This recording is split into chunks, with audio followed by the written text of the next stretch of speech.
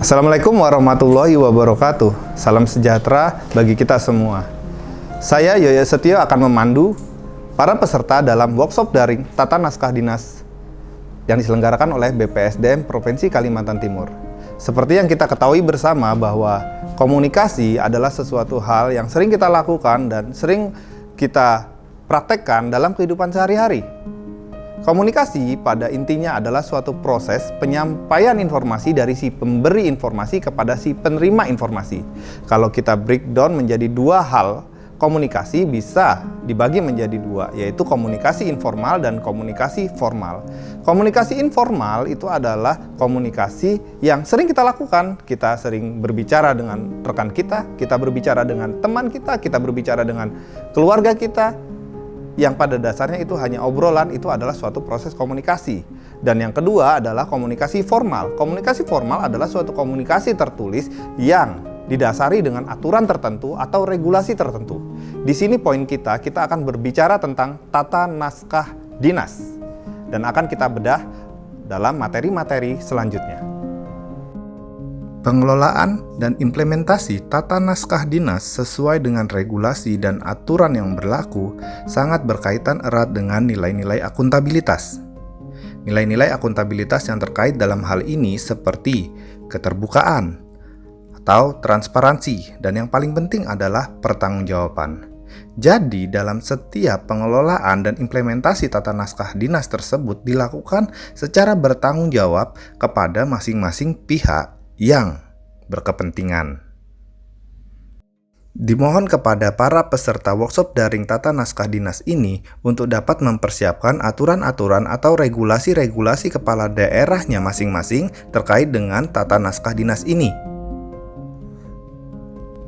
Adapun aturan-aturan atau regulasi-regulasi tersebut akan Bapak dan Ibu jadikan sebagai acuan atau referensi dalam implementasi tata naskah dinas yang akan Bapak dan Ibu lakukan.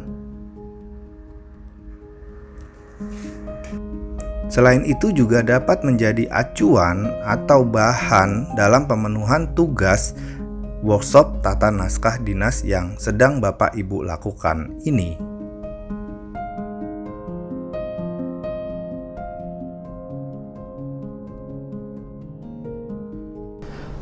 Kompetensi yang dibangun dalam workshop daring ini adalah agar peserta mampu untuk mengimplementasikan tata naskah dinas di lingkungan pemerintah daerah secara benar dan sesuai dengan peraturan perundang-undangan yang berlaku. Dalam hal ini merujuk kepada Permendagri 54 tahun 2009 dan juga Peraturan Gubernur Kaltim nomor 40 tahun 2010. Adapun materi yang akan kita bahas di sini ada 10 materi pokok. Yang pertama adalah pengertian surat dan naskah dinas, yang kemudian dilanjutkan dengan tata naskah dinas, kemudian naskah dinas, lalu penggunaan dan kewenangan pejabat dalam naskah dinas, kelima penggunaan paraf, penggunaan nama, penandatanganan, dan penggunaan tinta, kemudian penggunaan stempel, penggunaan kop naskah dinas, penggunaan sampul naskah dinas, penggunaan papan nama, dan yang terakhir adalah perubahan, pencabutan, dan pelaporan naskah dinas itu sendiri. Sebelum kita melangkah lebih jauh dalam materi inti, terdapat 3 konsep dasar, 3 pengertian dasar yang harus kita ketahui. Yang pertama adalah pengertian surat, yang kedua adalah pengertian naskah dinas, dan yang ketiga adalah pengertian tata naskah dinas itu sendiri. Oke, kita masuk ke bahasan pertama. Surat. Apa sih definisi dari surat tersebut? Menurut Zainal Arifin, surat didefinisikan sebagai salah satu sarana komunikasi tertulis untuk menyampaikan pesan dari pihak, bisa orang, bisa instansi ataupun organisasi kepada pihak lain. Ya, di sini garis bawahnya adalah komunikasi tertulis. Kemudian masuk ke dalam poin yang kedua adalah naskah dinas. Naskah dinas kita merujuk kepada Peraturan Gubernur Kaltim nomor 40 tahun 2010. Di situ didefinisikan bahwa naskah dinas sebagai informasi tertulis sebagai alat komunikasi kedinasan yang dibuat dan atau dikeluarkan oleh pejabat yang berwenang di lingkungan pemerintah daerah. Kemudian masuk ke dalam tata naskah dinas. Apa sih bedanya dengan naskah dinas tadi? Oke, tata naskah dinas itu adalah pengelolaan informasi tertulis. Pengelolaan informasi tertulis yang meliputi pengaturan jenis, format, penyiapan, pengamanan, keabsahan, distribusi, dan penyimpanan naskah dinas, serta media yang digunakan dalam komunikasi kedinasan. Sama, ini pengertiannya merujuk kepada Pergub Kaltim seperti halnya pengertian dari naskah dinas itu tadi.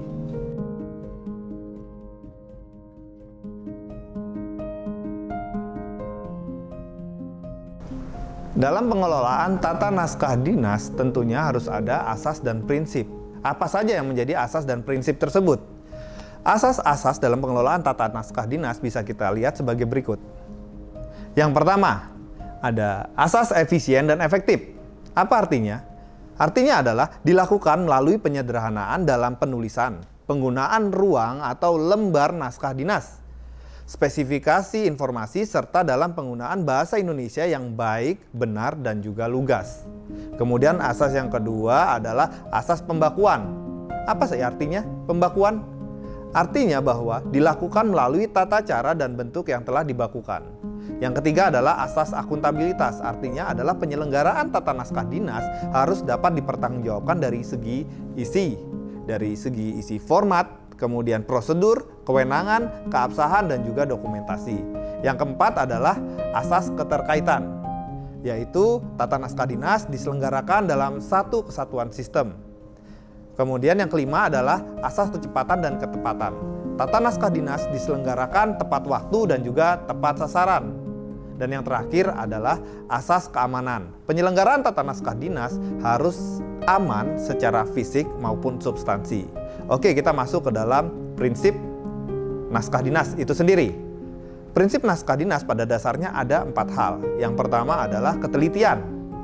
Artinya diselenggarakan secara teliti, cermat dari bentuk, susunan pengetikan, isi, struktur, kaidah bahasa, dan juga penerapan kaidah ejaan di dalam pengetikan itu sendiri. Kemudian yang kedua, kejelasan.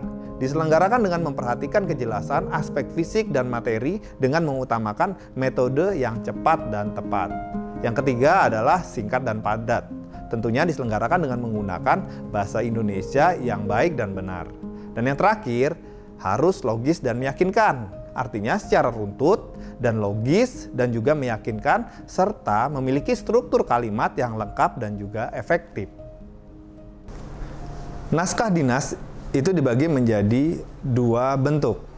Sesuai dengan peraturan gubernur tersebut bahwa naskah dinas bisa dalam bentuk produk hukum, bisa juga dalam bentuk surat.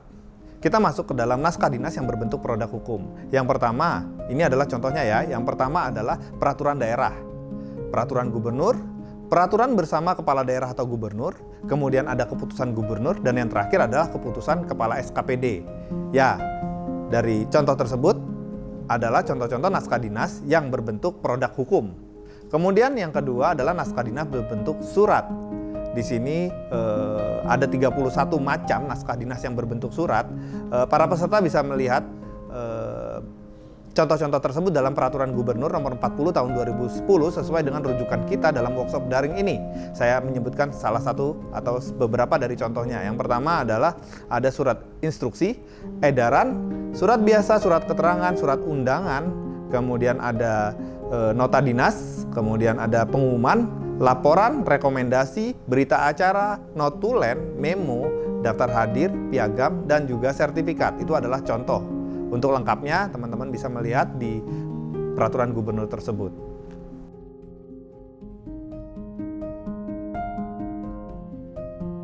Kita masuk ke bahasan selanjutnya ya, bahwa saat ini adalah pelimpahan wewenang pejabat. Pelimpahan wewenang pejabat dalam naskah dinas ini, apa sih itu? Yang pertama adalah atas nama. Atas nama atau yang sering kita singkat sebagai AN merupakan jenis pelimpahan wewenang dalam hubungan internal antar atasan kepada pejabat setingkat di bawahnya. Lalu apa bedanya dengan UB atau untuk beliau? Ya, untuk beliau merupakan jenis pelimpahan wewenang dalam hubungan internal antara atasan kepada pejabat 2 tingkat di bawahnya. Jadi itu yang membedakan kapan kita menggunakan atas nama, kapan kita menggunakan untuk beliau. Lanjut bahwa tanggung jawab sebagaimana yang dimaksud dalam penggunaan atas nama atau UB itu sendiri berada pada pejabat yang melimpahkan wewenang Dan pejabat yang mendapat pelimpahan wewenang juga harus mempertanggungjawabkan kepada pejabat yang melimpahkan wewenang sesuai dengan pergub tersebut. Kemudian, kita sering mendapat suatu istilah PLT, PLH, atau PJ. Tapi apakah para peserta tahu apa bedanya dari masing-masing pengertian tersebut? PLH atau PLT. Kita masuk ke PLT terlebih dahulu ya. PLT, pelaksana tugas atau yang disingkat dengan PLT, merupakan pejabat sementara pada jabatan tertentu yang mendapat pelimpahan wewenang penandatanganan naskah dinas karena pejabat definitif belum dilantik. Sedangkan pelaksana harian atau PLH merupakan pejabat sementara pada jabatan tertentu yang mendapat pelimpahan wewenang penandatanganan naskah dinas karena pejabat definitif berhalangan sementara. Dan yang terakhir adalah PJ, pejabat sementara. Nah, itu artinya bahwa merupakan pejabat sementara untuk jabatan gubernur, jabatan wali kota, ataupun jabatan bupati.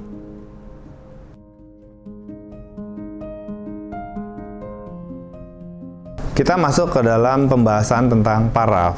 Apa sih paraf itu? Mungkin teman-teman sudah sering ya membuat paraf ataupun membedakannya dengan tanda tangan. Oke, definisi atau arti kata dari paraf di KBBI adalah kependekan dari tanda tangan.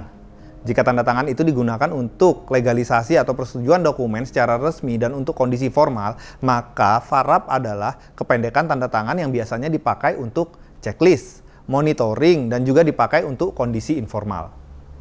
Sesuai dengan Peraturan Gubernur Kaltim nomor 40 tahun 2010, ketentuan yang mengatur tentang paraf adalah sebagai berikut.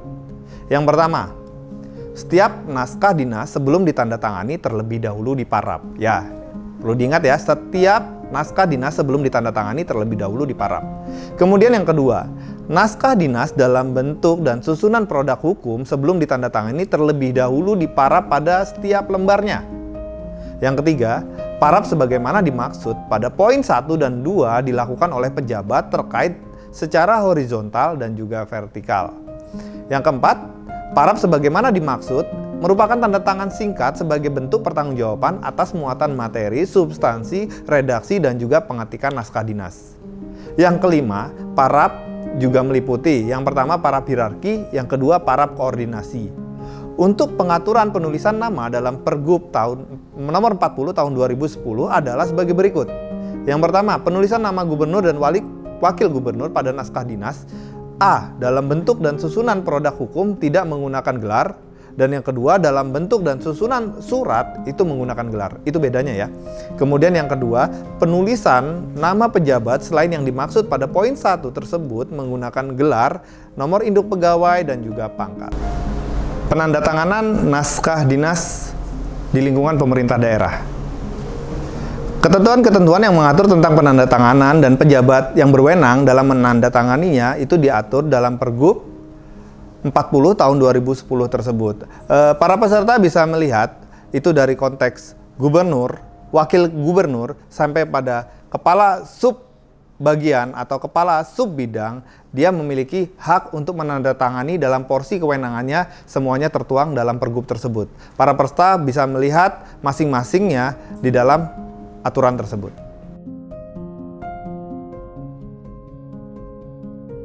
Kita masuk ke dalam bahasan yang sederhana, tapi ini justru yang menjadi sering pertanyaan bagi pegawai-pegawai yang ada di lingkungan pemerintah daerah tentang penggunaan tinta. Jadi sebenarnya penggunaan tinta ini dalam konteks tertentu itu sudah diatur, terutama dalam pengelolaan tata naskah dinas ini.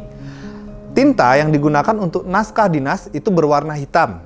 Kemudian tinta yang digunakan untuk penandatanganan dan paraf naskah dinas itu berwarna biru tua, dan untuk yang keamanan itu berwarna merah.